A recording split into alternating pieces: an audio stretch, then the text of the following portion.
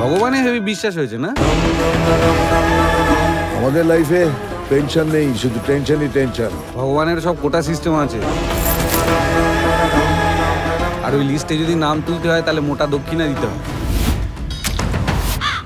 এ তো কাকে হেগে দিল? ওটা ভগবান উপর থেকে তোকে ইশারা করছে।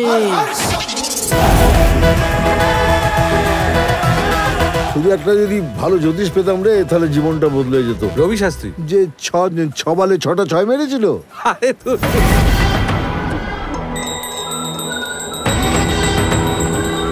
কাল সর্প। এতদিন ধরে যে কত ভণ্ড চিটিং বা জ্যোতিষী বুঝেছি, সব আংটি পুড়ি পুড়ে আঙুলে দাগ ফেলে দিয়েছে। চরিত্রের দাগ কেউ তুলতে পারে?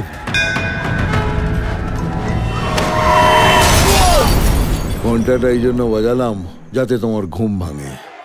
তুমি তো আগে কালের ঘেরা টোপে ফেলে দিলে। আমার নাম সৈকত মজুমদার, প্রফেশন অ্যাস্ট্রোফিজিসিস্ট। তা যেখানে বিক্রম পৌঁছে গেছে চাঁদে, সেখানে এখনো নাকি আমাদেরকে বিশ্বাস করতে হয় যে গ্রহ নক্ষত্র আমাদেরকে কন্ট্রোল করছে। ভাগ্য লেখেও বরবালা, আর বদলায় পরিমল শাস্ত্রী। লোকটার থেকে পাবলিক সাপোর্ট সরিয়ে নিলেই ওর হীরক রাজ্য এবং মগজধলাই দুটোই বন্ধ হয়ে যাবে। সৈকত, এদের হাত অনেকটা বড়।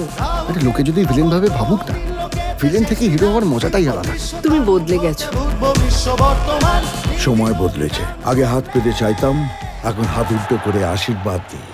ওরা টাকা দেয়। যেদিন পাবলিক জানতে পারবে না। চুপ!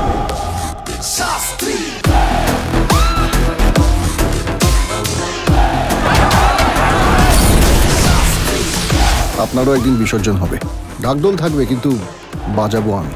দিনক্ষণ গ্রহ নক্ষত্র তুমি ঠিক করো। পরিমল শাস্ত্রী আসছে।